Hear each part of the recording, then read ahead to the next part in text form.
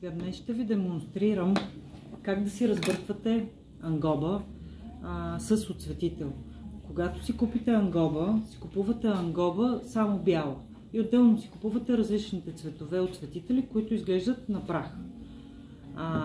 Пропорцията тя може да се променя, но сега ще направим една пропорция, която не е съвсем бледа, като тебеширано, е с една идея малко по-наситено.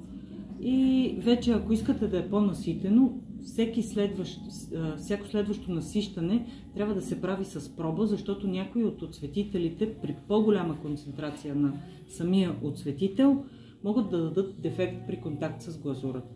Затова ще направим изпитана пропорция, за да можете вие да си правите след това същата пропорция, ако ви хареса рецептата. Винаги си разбърквате материалите предварително. На 2 лъжички от мерителната ми лъжичка е 5 мл.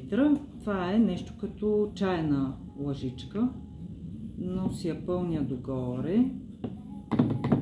Слагам си я в купичка и на тези 2 мерителни лъжички слагам 2 мерителни лъжички от същото количество вода, за да може да се разбърка. Една четчица сега ще ми подадеш. Сега, получава се, то от водичката веднага започва да се разтваря. Някои оцветители могат да бъдат по-груби и могат да изискват повече време за разтваряне.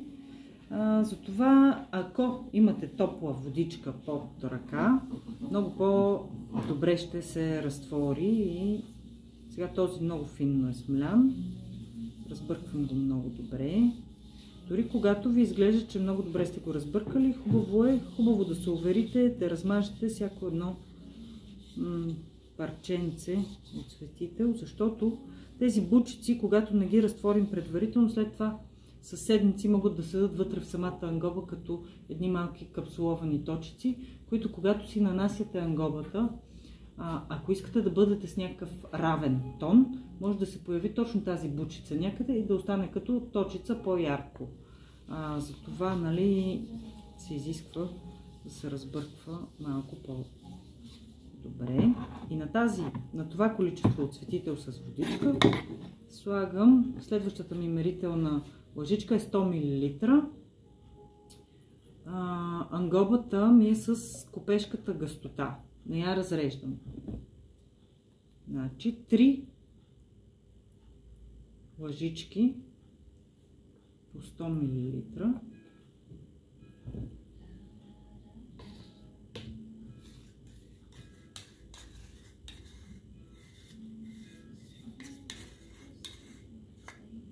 И по този начин сега вече малко вече бъркане ще отнеме. Мисля, че вече горе-долу с такова светло синьо може би сме работили малко, или може би беше малко по-светло синьо, но се получава един цвят. Ето го, виждате ли? Вие виждате ли? Който определено в сравнение с оцветителя е доста по-светъл. Но вече като видим как излиза пробата на бисквитирано парче глина, после си правиме и проба с глазура и определено при глазурата вече той ще бъде с 1-2 нюанса по-тъмен. И вече хубаво си го хомогенизираме. Много е важно, когато си бъркате сами и си ги слагате после в бурканчета, да си пишете, значи на оцветителя ми има номер. Аз ползвам номера, който е в магазина, от който ги купувам. След това на бурканчето, на което съм си направила с този оцветител, си пиша същия номер.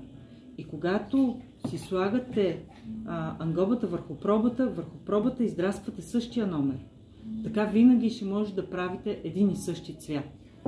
Защото ако я няма тази подробност, всеки път може да вие да сте забравили с кой номер от цветител работите, да си купите на външен вид подобно изглеждащ оцветител, но той да бъде съвсем различен нюанс после при пробите и при изпичането.